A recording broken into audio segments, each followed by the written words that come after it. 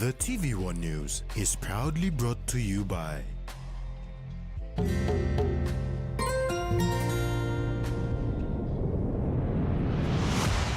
BSP, our bank, our people.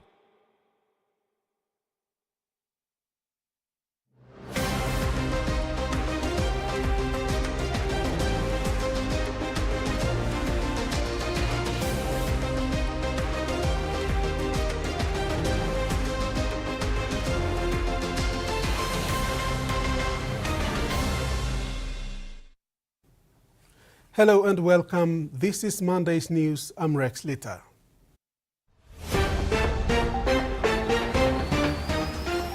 In this edition, PM at Honiara Summit. Braun Hospital in said state. And Ipape extends contract.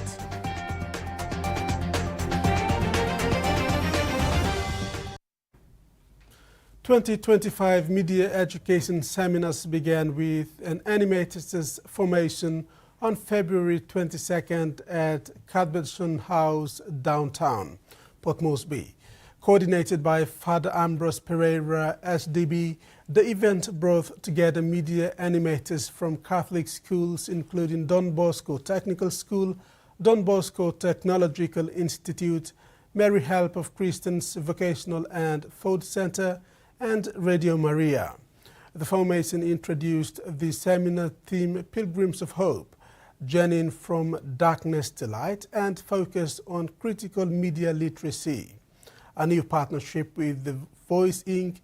TVI led to discussions at the Dream Hub on empowering youth through responsible media engagement. Volunteer facilitators led sessions on guiding students in media use, content evaluation, and message dissemination.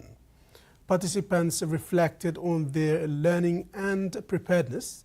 The first media education seminar is scheduled for March 1st at St. Charles Luanga Secondary School in Port Moresby. The first ever hosted Honiara Summit on the Sustainable Development Goal 14.4 commenced today and ends this Thursday, 27th of February. Prime Minister James Marape, Fisheries Minister Tvwan, and the National Fisheries Authority are in Honiara, Solomon Islands, for this summit. The 2025 Honiara Summit will focus on meaningful action and innovation towards achieving SDG 14, Life Below Water. Prime Minister James Marape is currently in Honiara, Solomon Islands, for two main reasons: a bilateral meeting with Solomon Islands Prime Minister Jeremiah Manele, and the second, the summit on the Sustainable Development Goal 14.4 commenced today and will continue till its conclusion on the 27th of February. Since he's become Prime Minister, I have not visited him in Solomon Islands, so I'm going across to visit him, and later in the afternoon be part of a session in Fisheries, a big international meeting in Fisheries that is taking place in Solomon Islands.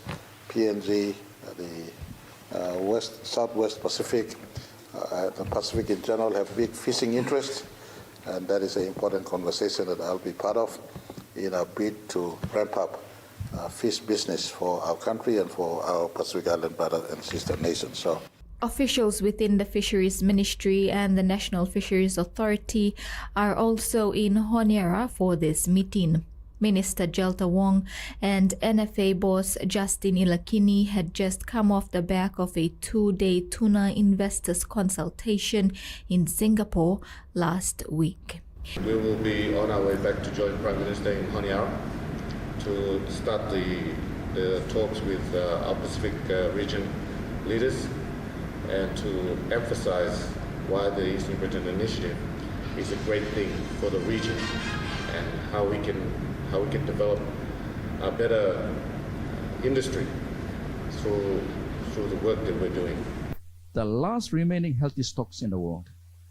If we can do it with regards to managing the Western and Central Pacific tuna fishery so healthily, we can do the same in developing the same resource. Hence the Eastern Britain Initiative, where all our Pacific Island countries will come together and see where in the value chain is the most feasible entry point. And say, yes, we also want to participate in that transaction, in that part of the value chain. The 2025 Honiara Summit will focus on meaningful action and innovation towards achieving SDG 14, Life Below Water, with a dedicated focus on the conservation and sustainable use of oceans, seas, and marine resources for the region's sustainable development. Maricela Kellerton, TV1 News. Papua New Guineans Noen Pakop now leads the Pacific Islands Forum Fisheries Agency FFA in Honiara, highlighted what the hosting of this inaugural summit means for not only Solomon Islands but the wider Pacific region. The summit provides that opportunity for us to strengthen the kind of measures, the arrangements that we have in place to strengthen those, but also to keep an eye, to keep a tab on the challenges, the existing gaps, and what might be threats to the region. As you know, we can't maintain the status of stock and the health of our oceans at this level for a long time. As we move on, IUU activity challenges also move on and evolve over time. So we have to be vigilant, and such a conference, the summit in Solomon Islands, prepares us for those. Last week, a delegation from Vanuatu spent a week in Port Moresby scoping out opportunities for investment in Papua New Guinea. The shipping business's fact-finding mission facilitated through the National Trade Office. Last week, a team from Vanuatu Ferry Limited met with the National Trade Office of Papua New Guinea. This meeting focused on investment opportunities, trade cooperation, and the need for connecting people through enhanced maritime transport services. They are friends, but they operate in the Pacific, ferrying, serving domestic shipping in the maritime sector in Vanuatu, in American Samoa, and so forth. So they have made expressed an interest to invest in the country. They have been here for a week. The visit of Vanuatu Ferry Limited aimed to explore ways to strengthen trade relations between PNG and Vanuatu while addressing the growing demand for efficient, cost-effective coastal shipping solutions. A kind of a first business trip, kind of to get a scoping trip and to understand the needs of the Papua New Guinean people and what could be the opportunities in terms of shipping, both for passengers and cargo here in PNG. More information, try to gather more data about the market of Papua New Guinea to try to set and build a business proposal that will be adapted, viable, and of course to the service of the people of Papua New Guinea. The company has been operating for more than 5 decades. The NTO has been helpful in the facilitation of the company's endeavor to seek out investment opportunities within the country. Chief Trade Officer Yakam highlighted the difficulty of doing business in the country, especially in terms of transportation. It's really difficult to bring the produce from the local areas or rural areas into the main market areas. You will note that some of these cabbages that travel from the Highlands Highway, cabbages and vegetables that are easily produced. In terms of transporting to Port Moresby and Lae, you will see that the quality is wasted when it is in the shipment and in the process of coming. And the cost is also very, very high. With Vanuatu Ferry Limited making its decision to invest in the country, it will really reduce the cost of transportation.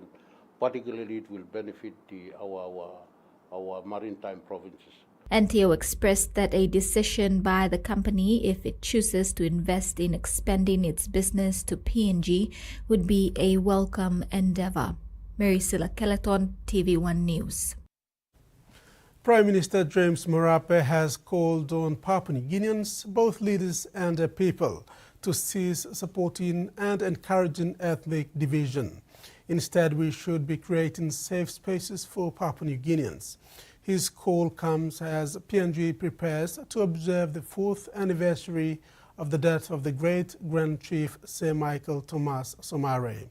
Sir Michael, the founding father of the nation, passed on the 26th of February in 2021.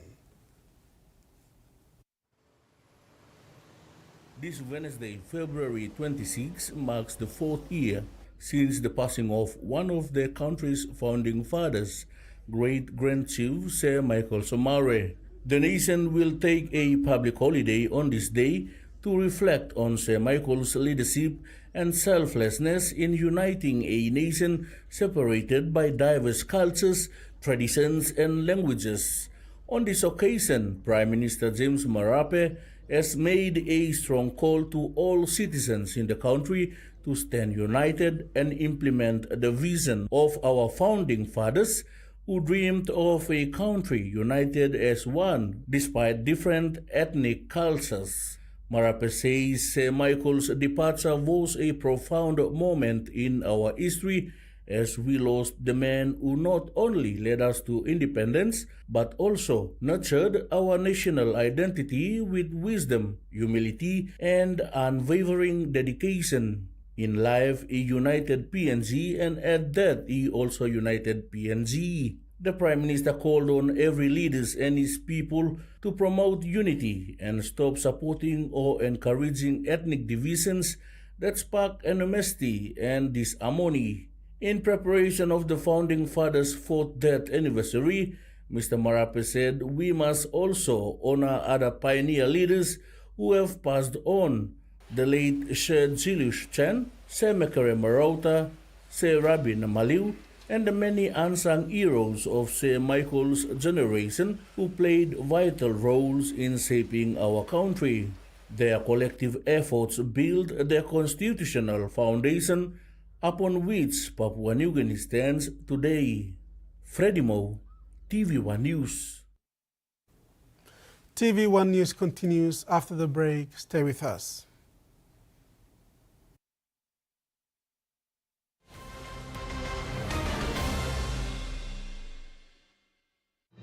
Experience a convenient and smarter way to do your banking with BSP Mobile Banking. You don't have to leave the office or your home to pay for bills. You can view your account balance, transfer funds, top up phone credits, or purchase Easy Pay units wherever you are.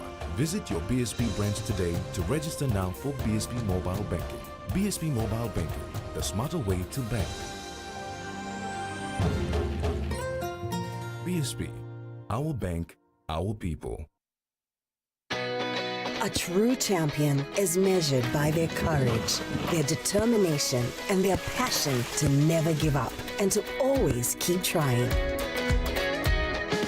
With a delicious Milo and milk taste and added nutrients, Milo and milk is a great way to fuel our little champions with nourishing energy every day. Because true champions give it their all. Milo, PNG and Mia. Find PNG made. New Fabuloso multi-purpose cleaner with an irresistible fragrance that lasts all day long, creating a field of flowers in every corner of your home. With an irresistible fragrance that lasts and lasts all day long. Fabuloso, irresistible fragrance. For Simon, life is simple. Dreams seem distant, yet hope remains.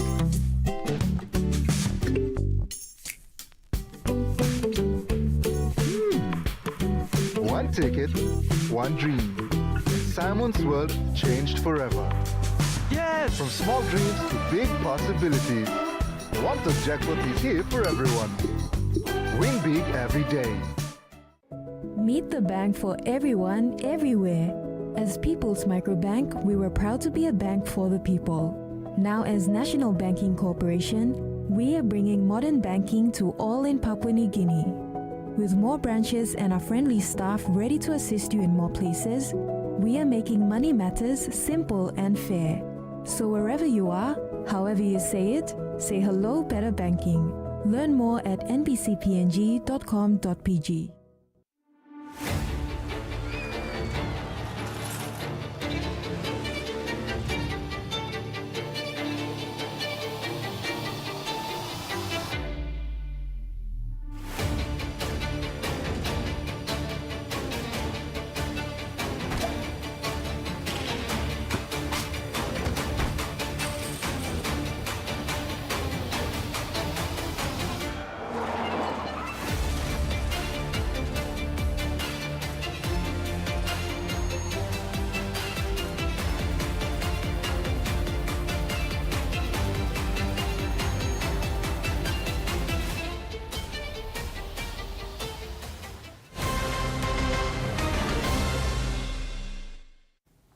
Welcome back.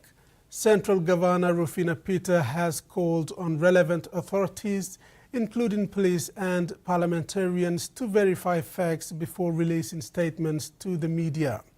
Governor Peter was responding to countless press statements on the brutal rape and murder of Margaret Gabriel at Baruni in Port Moresby, claiming the public was being misinformed, particularly that the heinous crime was committed solely by men from Goilala residing at Baruni. Following the brutal murder and rape of Margaret Gabriel on February 15th, the public was progressively informed through the media about the incident and how police investigation was unfolding. Information included media statements from authorities, especially the police and political leaders. However, Governor for Central Province, Rufina Peter, is calling on the authorities, saying some of the information being shared was unverified. This is where I continue to stress the importance of police performing their duties within law and accurately releasing statements about incidents, whether it's this or any other incidents that happen in Port Moresby and throughout the country. Governor Peter said from media reports it was represented that the Goilalas were the prime suspects in Margaret's rape and murder. However, she said this information needed verification because some of the perpetrators could have been from other provinces as well. See justice served. And justice served on all who are responsible for that crime. From the reports that I have seen in media, there's about 21 to 25 people involved. It means that it is not only people of Goilala ethnicity, it is people of Papua New Guinea, from other people from other ethnicities that are involved. The governor went on to condemn the eviction at Baruni, saying settlers there were not given notice or any warning. Although NCD and Central Commander Benjamin Turi had stated that the eviction was acted on through a court order, Governor Peter claims this information also has not been verified. Definitely something that we will engage one of our lawyers to have a look at. To know what is that. So when we met with the landowners, I did give my undertaking that we will engage provincial government, will engage a lawyer to look at the facts surrounding that. Who had the authority to give eviction? Tracy Pa, Tvwan News. It doesn't matter how far they have traveled to access medical assistance. All patients at the Braun Memorial District Hospital are expected to find their own firewood and cook their own meals. Initially constructed at the Butaweng Chest Hospital in 1958 by Lutheran missionaries, then upgraded to a health center in 1974, the Braun Hospital was one of the best health facilities in Morobe Province until recent years. The Braun Memorial District Hospital, run by Lutheran Health Services, is located on the southern side of the Mape River in the Finschhafen district of Morobe province. It was initially constructed as the Butaweng Chest Hospital in 1958, treating TB patients from all over Papua New Guinea, then upgraded to a health center in 1974 when it was merged with an old World War II hospital called Bwangi. In 2011, the hospital had a national doctor, 3 expatriate doctors, 70 nurses, and 25 community health workers serving the catchment areas of Finschhafen, Siasi, and Kaboom, or Fisika. Today, only a skeletal staff is on ground, 1 national doctor serving over 30 patients a day, no health extension officer, and just a handful of nurses. There is no running water, with patients, including mothers who have just delivered babies, forced to make the 5 to 7 minute walk to the nearby Butaweng Falls. Security is a major issue, with just 2 guards manning the gates on an ad hoc basis and no proper fencing.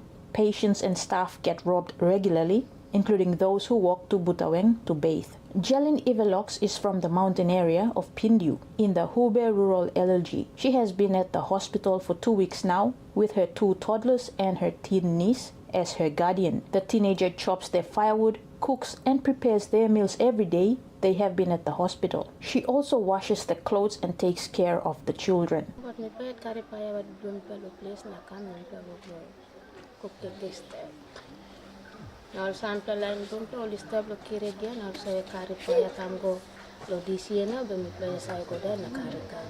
The boat landing is at least a 5-minute drive to Gagedu station, then it would take another 20 minutes to drive to Braun Hospital.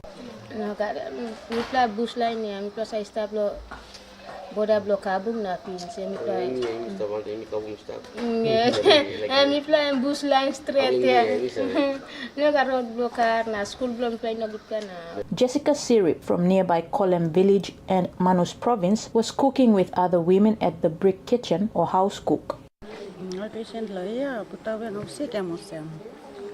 One man mama papa sick nam plus aksema kamcha la house sick. Mi place provide them own one am don't stop. Like say firewood, you play place or right lig but online no mountain and big plan, heavy lig long. So let's account the hogger or something. So it look like firewood, money, anything, and all let's provide him. How sickness I look. Now at time was how sick no a good plan mess blow. Save him second light patient. So all perform sagat big plastic, or sakam was a tiny big play heavy strat. Beside look like no money.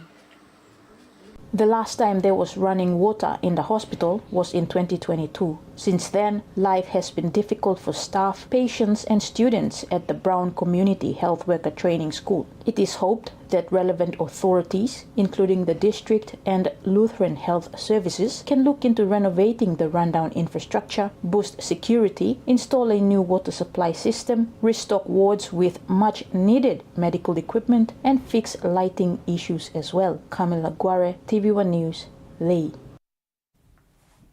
Simberi Gold Company has objected to the tax assessments issued by the Internal Revenue Commission. The company strongly disputes IRC's findings, citing misinterpretations of the tax legislation in the assessment process. The Internal Revenue Commission has imposed an additional tax of 152 million kina on Simberi Gold for revisions to tax returns from 2017 to 2021, along with penalties amounting to 304.1 million kina.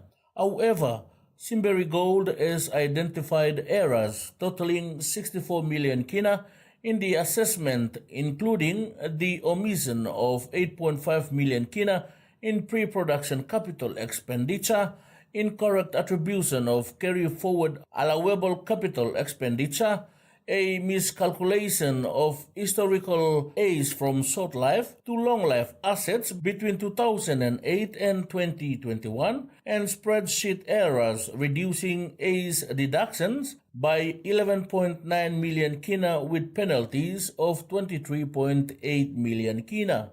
After adjusting for these errors, only 88.1 million kina remains under dispute, mainly relating to whether Simberi Gold could apply Section 155E(4) of the PNG Income Tax Act for accelerated age deductions based on the anticipated completion of oxide mining within 4 years. In addition, the IRC has offset 20.7 million kina in GST refunds against the tax assessment, whereas Simberi Gold is owed 48.1 million kina in GST refunds. The IRC has also imposed a deemed withholding tax or DWT of 49.9 million kina on a capital distribution made between 2017 and 2019 with penalties of 37.7 million kina. However, Simberi Gold has identified an error of 35.9 million kina in the IRC's calculations where taxable income was incorrectly used instead of the disputed capital distribution amount. The company asserts that the IRC's approach has no legal basis. Following corrections, the actual disputed amounts stand at 102.1 million kina in additional assessed income tax and 14 million kina in DWT, against which the company argues a rightful offset of 48.1 million kina in GST refunds. Simberi Gold firmly rejects the penalties imposed and the underlying claims in the assessment. Freddie Mo, TV1 News. Meantime, concerns have also been raised regarding the lead officer in the IRC audit team, who was previously a tax manager at St. Barbara's, responsible for Simberi Gold's tax returns, before joining the IRC. The company has called for transparency, noting that the assessments were not reviewed before being issued. Following discussions with the IRC Commissioner, St. Barbara has been assured that Simberi Gold's objection will be reviewed independently of the original audit team. Now the finance news. The kina closed unchanged at $0.2487 in the interbank market. At Bank South Pacific, our kina was buying $0.2412 $0.3763 Australian dollars, €0.2229 euro and 35.66 Japanese yen. Looking at commodity prices at New York close, gold, copra, palm oil and copper closed higher. Coffee, cocoa and crude oil closed the day lower. And on the stock market, the Dow Jones closed lower, ASX closed higher, and all ordinaries closed lower as well. You're watching TV1 News. We'll bring you stories making headlines in the region when we come back. Stay with us.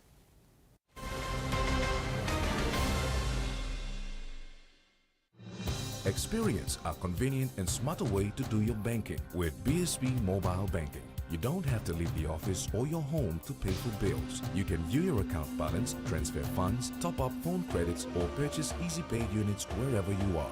Visit your BSB branch today to register now for BSB Mobile Banking. BSB Mobile Banking, the smarter way to bank. BSB, our bank, our people. Hiya, Mama. You wait time, but me add him special flavor. Put in more flavor, put in more taste. Magical karaoke, up a big smile on face. Time for kim chicken, a great kumutu. Sip, sip, na mumu, yes, magic on you. Maggi, the taste PNG loves.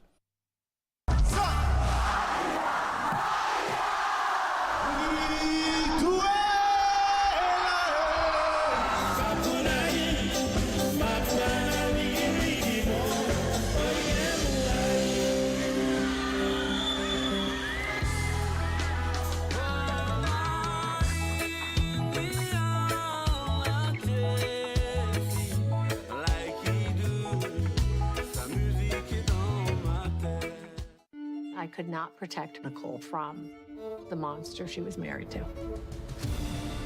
You never get over losing a friend that way.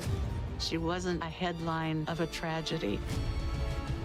This world does not know who Nicole Brown was. We are here to vindicate her. Don't get in our way. The life and murder of Nicole Brown Simpson. Forget about her family. Even her husband will not trust her anymore. I'm just waiting for a time when I too can show you my hospitality. Wow, that's so exciting, Meet. Please get away from here. If you don't help me, the Shanti will get married to her and ruin her whole life. Because of you, I lost millions, no billions. So you will have to pay with your life.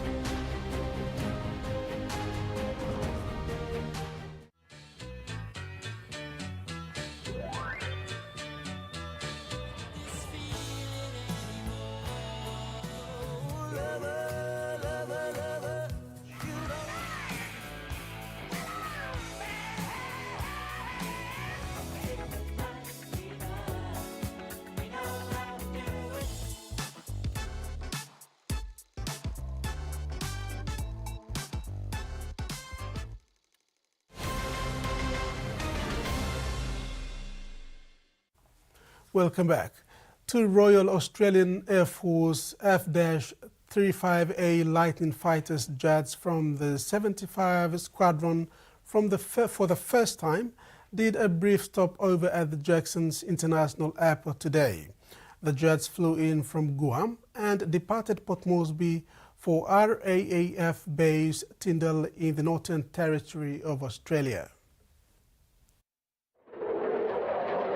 Two Royal Australian Air Force F-35A Lightning fighter jets from the 75 Squadron arrived at about 12:30 p.m. after a 3-hour flight out from Guam. The aircraft stopped over in Port Moresby to refuel before returning to RAAF base Tyndall in the Northern Territory of Australia. The stopover of the aircraft is part of the ongoing training exercise under the Japanese and U.S. agreement. According to PNGDF Air Transport Wing Commander Lieutenant Colonel Douglas Vava, the 75 Squadron has a long history with PNG. Its squadron leader, fighter pilot John Francis Jackson, was killed in PNG in April of 1942 during World War II. The Jackson's International Terminal was named after him. The relationship between the PNG Air Force Wing and the Australian Air Force Wing continues with the stopover of its jets. Squadron has a long history with Papua New Guinea. Their CEO, Jackson, was killed here in World War II, and the Jackson's International Terminal is named after him. For the air element, in our process of rebuilding, we have under the Flight of Excellence program, our relationship with the Royal Australian Air Force is long and enduring based on our relationships from when we came out from the Royal Australian Air Force on the 12th of August 1975. Australian Defence Advisor to PNG Colonel Nick Trotter said this momentous occasion celebrates the history Australia has with PNG, which ignites the never-ending friendship and relationship both countries have. It's a celebration of the first time the F-35s have landed here in Papua New Guinea. The Royal Australian Air Force's F-35s have landed here in Papua New Guinea. And it's a celebration of the deep, enduring partnership between the Royal Australian Air Force, between the Papua New Guinea Defence Force, which you can see today in the personal relationships and the capabilities out there on the tarmac. Wing Commander Andrew Nelson thanked PNG for hosting the aircraft for a stopover. It's a genuine privilege to be able to bring F-35s here. As Dougie said, the longer I spend in the Air Force and the military, the more I realise that actually the world's a very small place and friendships really do matter. Nelson presented a gift to Lieutenant Colonel Vova for allowing the stopover in PNG. Tracy Pa, Tvwan News. The Fijian government is pushing ahead with a controversial move to establish an embassy in Jerusalem. Cabinet approval makes good on an election promise by coalition parties with the government, and it's been welcomed by the Israeli government, which is offering to pay for the cost of the new embassy. ABC reported that Fiji's Prime Minister Sitiveni Rabuka even received a phone call of appreciation from the Israeli's President Benjamin Netanyahu. But the decision was also sparked backlash with the Palestinian National Authority, labeling the move as an act of aggression and a violation of international law. East Jerusalem is recognized by the UN as being a part of the occupied Palestinian territories, and only 6 countries have embassies in Jerusalem, with Fiji's soon to become the 7th. A national survey of doctors reveals alarming levels of violence within hospitals' emergency departments. Doctors say that this is a national crisis and that the federal government must act urgently to protect staff. This is a survey that was conducted by the Australasian College of Emergency Medicine, and that's the peak body that covers emergency workers on the front line. It interviewed 123 emergency directors from right around the country and found that 9 out of 10 reported a violent incident in their departments within the past week. 50% of them say that this happens on a weekly or daily basis.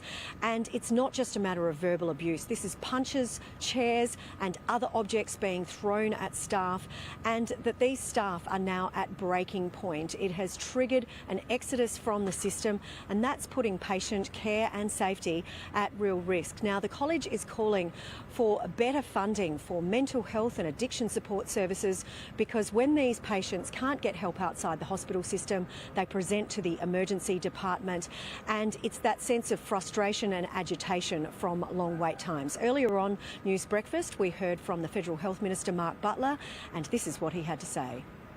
I know it's a stressful time when people are in hospital, but I just urge people to respect the work that those doctors, nurses and health professionals do every single day. And if there's more that we can do to support state governments who operate these public hospitals in making sure that this is a safe place, not only for people to work but people to attend as well, then I stand ready to do that.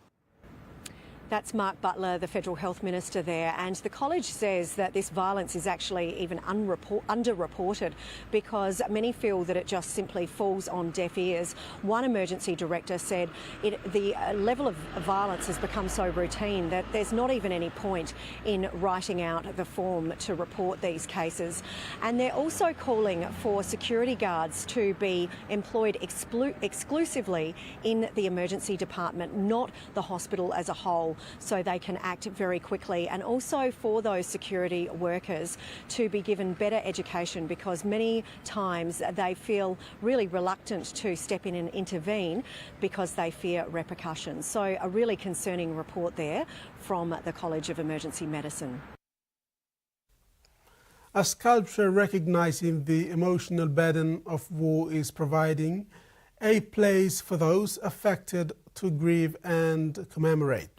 The piece, titled "For Every Drop Shed in Anguish," was unveiled a year ago at the Australian War Memorial, symbolising the blood, sweat and tears shed by veterans and their families. Heartfelt handwritten notes are among the tributes being left by loved ones. I miss your smile, that cheeky glint in your eye, your sense of humour every day. This sculpture, "For Every Drop Shed in Anguish," was designed to recognise the impact on those who serve in and out of uniform. Veterans and families came to the memorial and said, we don't feel like there's a place for us here at the memorial, especially those that had lost someone to suicide. In the year since it was officially dedicated, the sculpture has served as a place of memory and tribute. I don't think we'd predicted or anticipated that there would be such personal acts of tribute, very specifically, photographs and even medals. Letters, cards, pictures and medals placed beneath universal headstones to grief and suffering. And saw more tributes put around the work. It really hit me in the heart, and it was the first time I actually shed a tear around the work. Items left at the sculpture have now been entered into the National Collection at the War Memorial. You can't just leave them there because they're not going to age well. That won't be a good reflection of the intent that they were left with. But you can't throw them out. And you also don't know who left them. The piece contains 18 marble droplets representing the blood, sweat and tears shed by veterans and their families. At ground level, the stones are smooth and cool to the touch, and visitors are encouraged to interact with the work. The design providing an alternative shrine of remembrance at the memorial. It was wonderful to see it has been taken up as a place of ritual, that people can pay tribute, that can have a private moment in a very public space like this. 10 years have passed and the grief and pain is still as new today as it was then. A contemporary place of recognition and remembrance. Protection against drug trafficking and climate change could be under threat in the Pacific's freely associated states as U.S. President Donald Trump freezes and reshapes foreign aid to the region. In the Marshall Islands, Mazuro's role FBI agent has been sent packing, potentially hampering drug and corruption investigations. Meanwhile, funding for climate-related projects under the Compact of Free Association PACs might be redirected to other areas. Guam's former delegate to the U.S. House of Representatives, Robert Underwood, said even though COFA funding has been secured for the next 20 years, the U.S. government could still redirect the funds away from projects that don't align with its values. You're watching TV1 News. Sports is next. Stay tuned.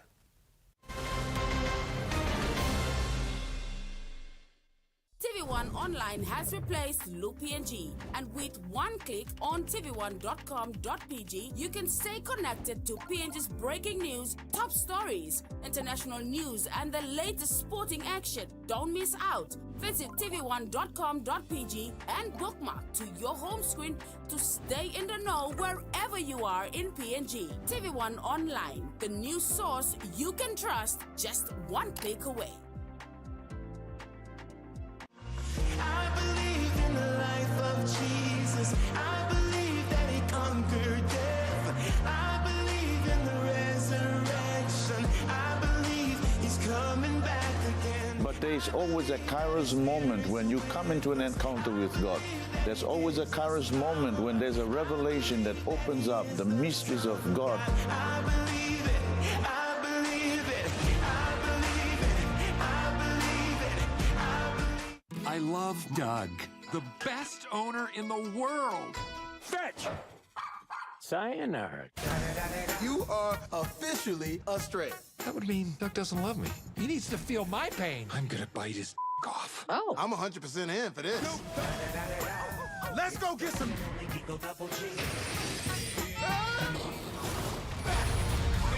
Strays.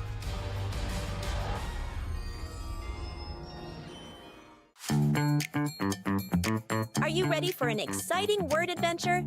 Join us as we meet fun letters, discover awesome words, and play with sounds on an epic phonics journey. Sing songs, create words, and have a blast along the way. My hat and my bag, and let's go visit the market. Catch Word Adventure on Feel It. Weekdays from 9 a.m. to 12 p.m. only on TV1. It's been a bit over a year where I was diagnosed with terminal cancer. I've got to start making a decision because this is my family's future. There's no roads leading to where we're going. Middle of absolute nowhere. Sometimes to get the gold, you've got to do things that other people aren't prepared to do. Let the adventure begin, mate. I'm excited. Fairly good sized crop just when you get down over there. Shut it down! Kill it! Woo! Yeah, that's a chunk. That is what it's all about! That's insane! New season Aussie Gold Hunters starts Thursday, March 6 on Discovery.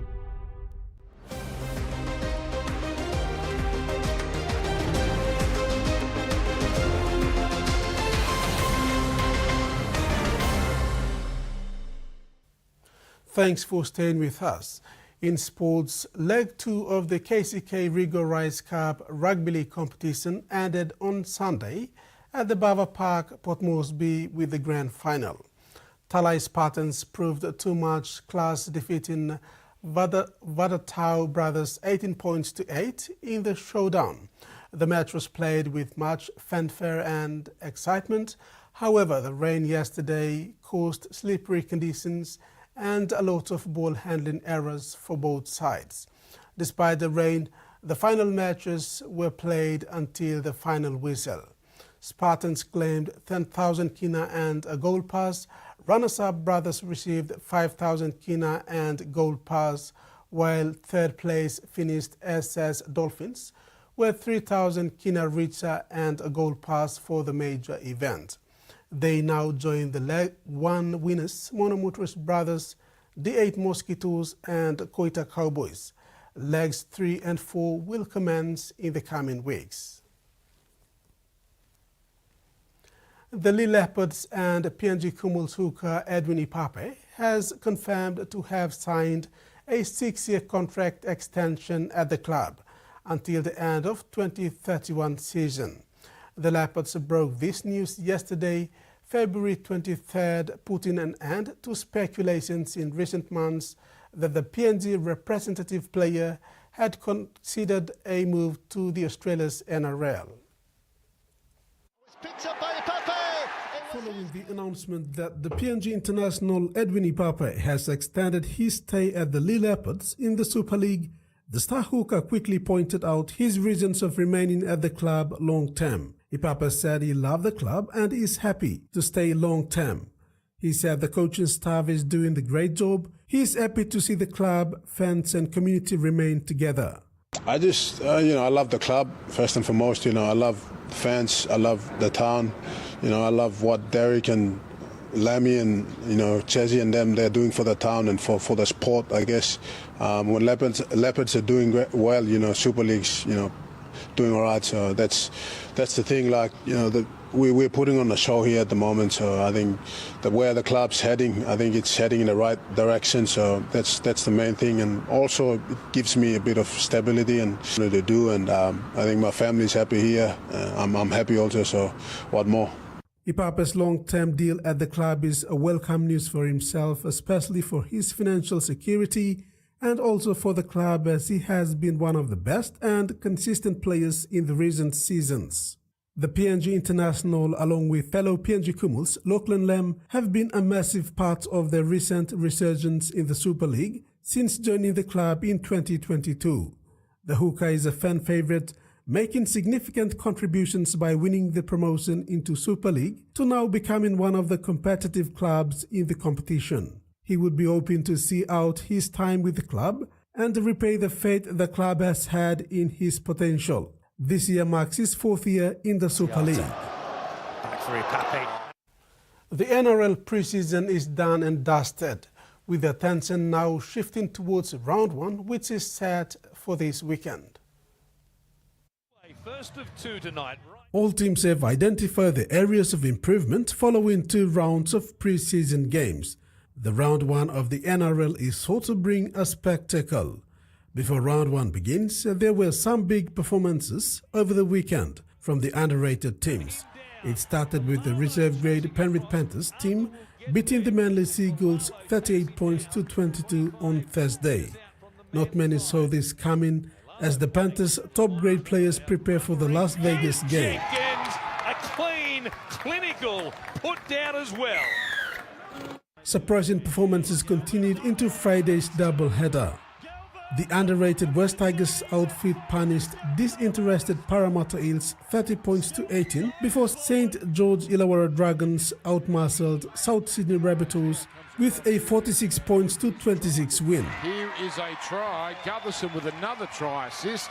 and Ryan Couchman gets it over. So finally it looks like the Dragons have put the South Sydney Rabbitohs away. This win was a positive sign for the Saints heading into season proper, but it was a worrying sign for the Rabbitohs on the other hand. The Brisbane Broncos lived up to the expectations and delivered an astounding performance in Saturday's game, beating Canterbury Bulldogs 30 points to 14. The Broncos showed they are a real deal this season.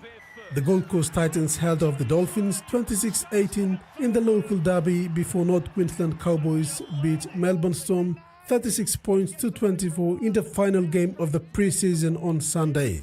Newcastle Knights and Sydney Roosters game earlier was amongst the most talked about game of the weekend. The Knights outplayed the Roosters to 48 points to 10 win. It was a real demolition job from the Newcastle Knights. Was there. He links up with Kalen Ponga, blink and you will miss them. Round 1 of the season proper starts this weekend. Catch all the accents on TV1. Gets it instead. The Oceania Football Confederation travelled to Honiara recently to conduct an organizational review and leadership workshop with the Solomon Islands Football Federation. The visit has come at the period of growth at the Solomon Islands Football Federation, with a drive towards professionalization on and off the pitch, with the federation looking positively towards the establishment of the OFC Professional League, which will be a game changer for the football in the region. A key outcome of the visit was the development of an action plan identifying priority areas to address as the Federation continues its progress towards a high-performance culture on and off the pitch. And now the weather forecast.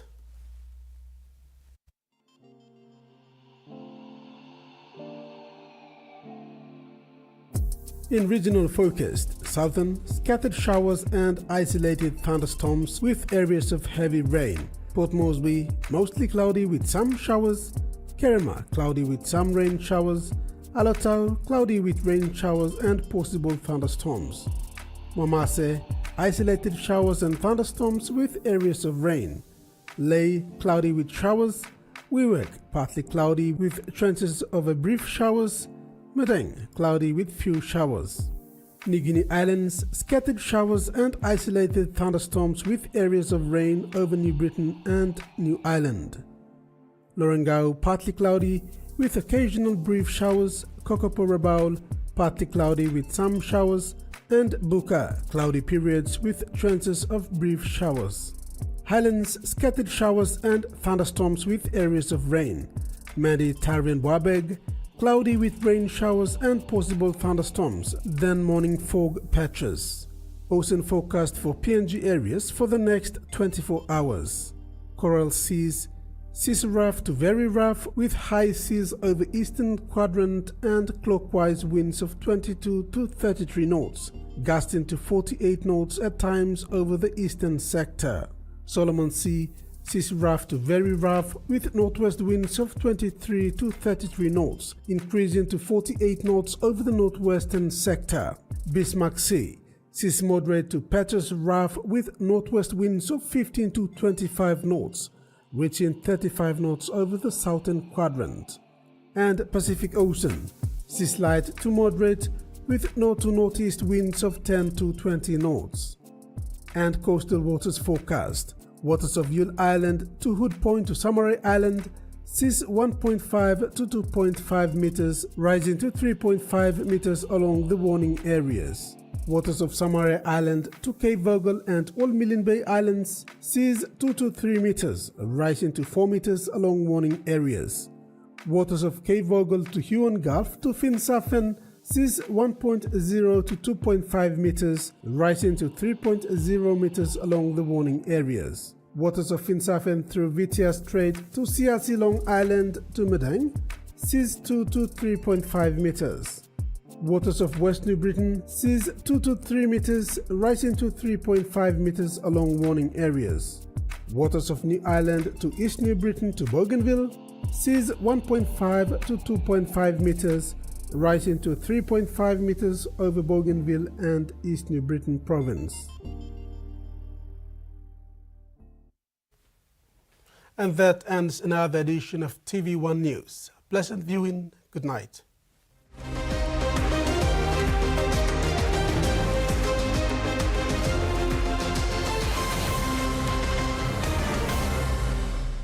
The TV1 News was proudly brought to you by